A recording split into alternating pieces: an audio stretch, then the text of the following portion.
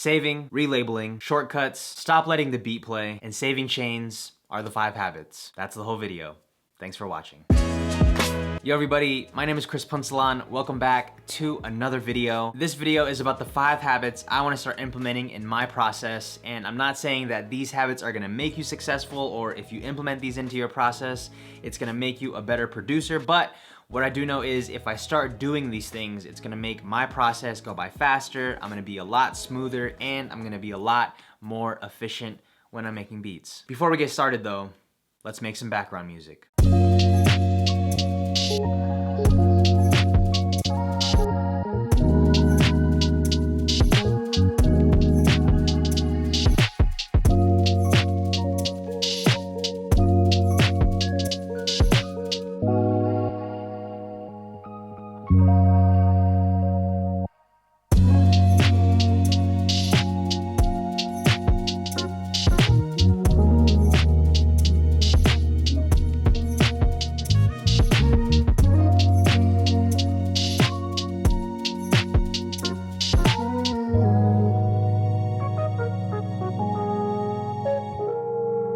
Habit number 1, saving. Obviously, we all know that saving your project is important, but sometimes we get lost in the process and we forget to save and your computer freezes and you're like, fuck, I forgot to save. And for the next 2 to 3 minutes that your computer is frozen, you're like, fuck, this beat could have been the one, and it's not a good time. So I'm trying to make sure that every time I add a new element to the beat, I press save to make sure that it's locked into my computer and I don't have to worry about it. I'm also trying to get better at organizing folders and making sure that I label the beat with as much information as I can, just to make it easier to find and just to make it look nice. So I'll always save my beats into a folder for the month, and then I'll label it with the tempo of the beat, the key of the song, and the name of the sample if I used a sample. Habit number 2, relabeling instruments and color coding. Now I'm using Ableton Live 10, but these principles can be applied to any other program that you're using. So sometimes when I'm creating, I forget to label the instruments and forget to color code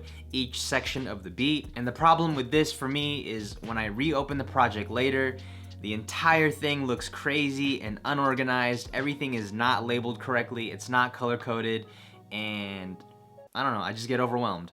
Habit number 3, shortcuts. Now we all know that shortcuts make the process go by faster, but sometimes I'm so stuck in my ways of doing things that I don't feel like learning the shortcuts to things, and I just do it the way that I've always done it. But the quicker I can get an idea down, the quicker I can get an effect down, the quicker I can do something while making a beat, just makes the process go by faster, and it helps me finish the beat faster. So here are some shortcuts that I'm trying to implement. Command F, which is to quickly go to the search bar of Ableton. Q for quickly swapping out effects. And FN and arrow, which is to start at the beginning of the beat. And here are some old ones that I've been using. Command T for a new audio track. Command Shift T for a new MIDI track. Command Shift R to export. Command Shift E to export MIDI. Command U to quantize. And Command Shift up or down to move things up an octave or down an octave.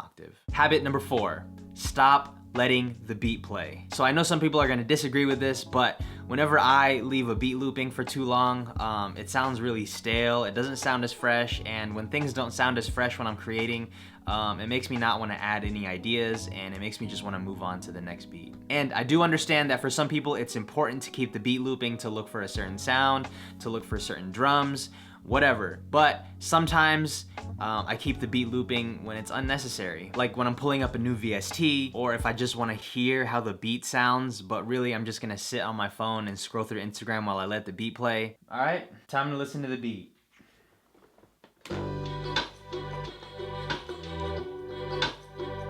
Yeah, I know you do that too. So I'm gonna put more of an effort into only playing the beat when it's really necessary. And number 5, saving chains that I use often. So whenever I'm creating, I usually like to add the same effects to certain instruments. Like whenever I'm adding vocal chops, I usually like to add some reverb, a little bit of delay, and some chorus. But something that would save me a bunch of time would be just saving that effect rack so that next time I add some vocal chops, I can just search for it on Ableton rather than adding each effect separately. So to quickly recap the video, saving, relabeling, shortcuts, stop letting the beat play, and saving chains are the 5 habits that I want to start implementing.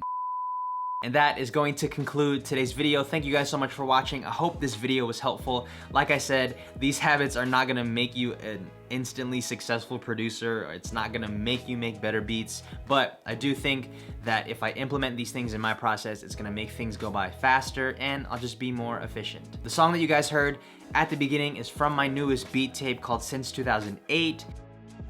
Question of the day. What are some habits that you currently do, or some habits that you want to implement in your process? Let me know in the comments below. Yeah, that's all I got for you guys today. Thank you guys so much for paying attention. Please pay your producers, and I'll see you guys in the next video.